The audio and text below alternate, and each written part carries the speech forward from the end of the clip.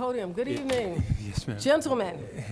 If you would just, again, give us your name and where you're from, and then let's try to get to the essence of what we're going to talk about. Oh, my God, you're going to cut my time short, okay? Yes, I'm going to ma'am. make it move, Make okay? it move. That's right. My name is Annette Davis-Jackson, and the reason I come before you, the Senate body, is I was a candidate for United States Senate. You can clap. Come on, clap for me. Just a little bit. Just a little bit. All right? So I was a candidate for United States Senate, and then I was pegged by Washington, D.C., Donald J. Trump Foundation to be a monitor in Gwinnett.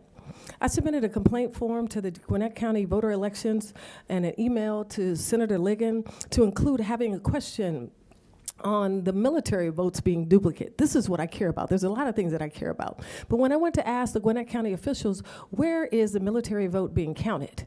They were a duplicate section, and of course there were two people counting the duplicate section. And I said, well, what do you mean by duplicate? Shouldn't the military personnel have their own category? And they said, well, they're in duplicate. What they did, they accepted military votes two ways, by absentee ballot and by email. When they got the absentee ballots by email, what they did was they printed out the email. They took another absentee ballot and stapled the email or the absentee ballot together. And then they bubbled in their answers. Who knows what it is, you know, on the amendments or anything. We don't know. I have this, and I'll leave this with you. If you go on the back page, I'm really technologically skilled, and I asked for the general election report, the summary report. In Gwinnett County, they had election day, advance voting, absentee by mail, provisional, and the provisional for Donald Trump was 274. Biden, 407. Absentee by mail, Donald Trump, 40,396. Joseph Biden, 81,502. The advance voting for Donald J. Trump, 90,472. The Joseph Biden, 124,125. On election day, they had 35,271 votes for Donald J. Trump, and then Joseph Biden had 35,793. Now, for the total registered voters for this voting period, they had 416,458. 416,458.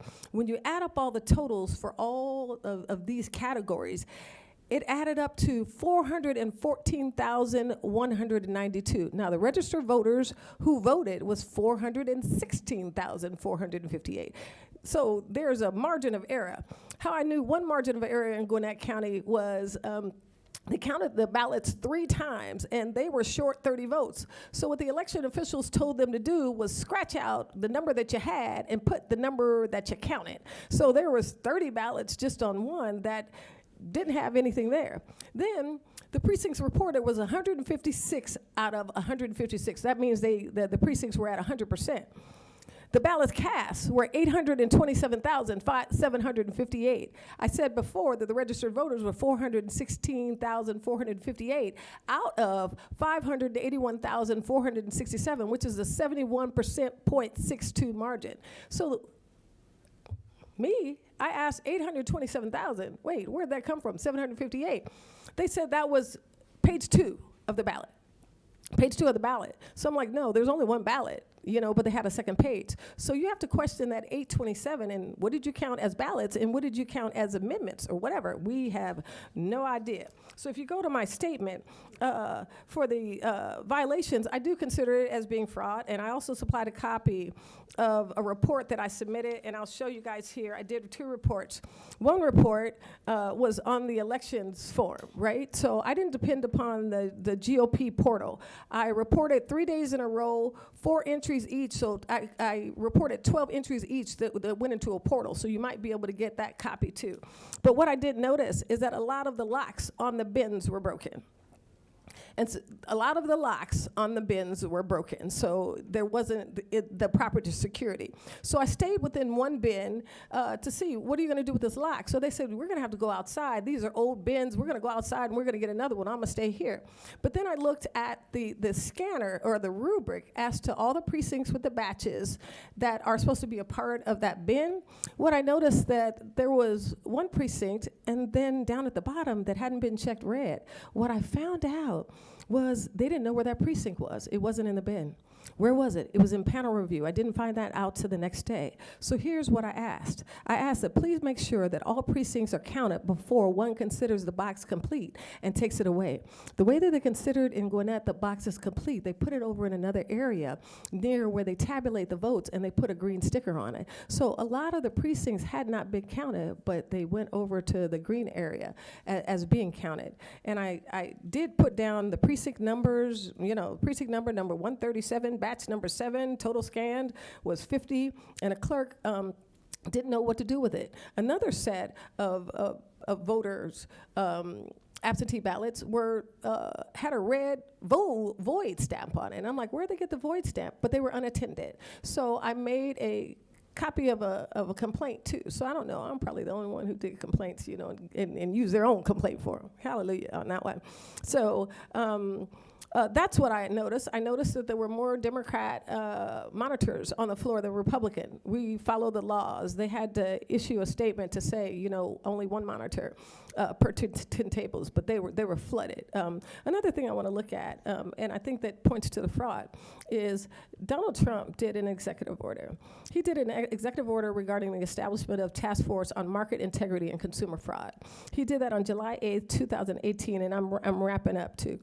Really quick. He said, by the authority vested in me as president of the president, by the Constitution and the laws of the United States of America, and in order to strengthen the efforts of the Department of Justice, federal, state, local, and tribal agencies to investigate and prosecute crimes of fraud committed. This is just not a civil issue, it's a criminal issue.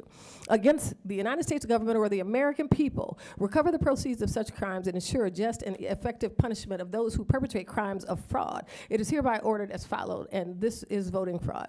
And he got together the Deputy Attorney General, the Associate Attorney General, the Assistant Attorney General, the Assistant, and the Tax Division, the Civil Division, the Criminal Division, the Antitrust Division, the Federal Bureau of Investigation, the attorneys designated by the Attorney General, and the Department of Justice. He did such a fantastic job in bringing out fraud, and this was in 2018. So how could he and his lawyers, Giuliani, as well as Sidney and Lynn Wood, bring fraud to the case? Because they knew that there was going to be fraud 2 years before the fraud existed. And not only that, he brought in the Secretary of Treasury, the Secretary of Defense, the Secretary of Health and Human Services, the Secretary of Housing and Urban Development, the Secretary of Energy, the Secretary of Education, all across the board. I know, I gotta go. I gotta go. I need to get 2 more people, and then we're gonna have to wrap it up. Okay, 2 more people. I appreciate you. But here's my statement. We have your statement, right? You have my statement right here? And if you could leave it right here.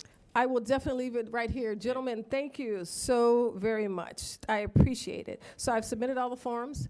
Yes. Thank you very much for what you do. And there Thank was you. fraud, and it's the election. My name is Annette Davis-Jackson, and I was a candidate for U.S. Senate. Thank you. All right. And I hope you decertify and hold a session for all of the General Assembly. Thank you. I'm going to call Scott Hall, and then Nancy Claire, and then we're going to have statements by some of the senators, and we'll be closing out. Thank you. Mr. Hall, we're running short on Understood. time, so just Mr. tell us Chairman. where you're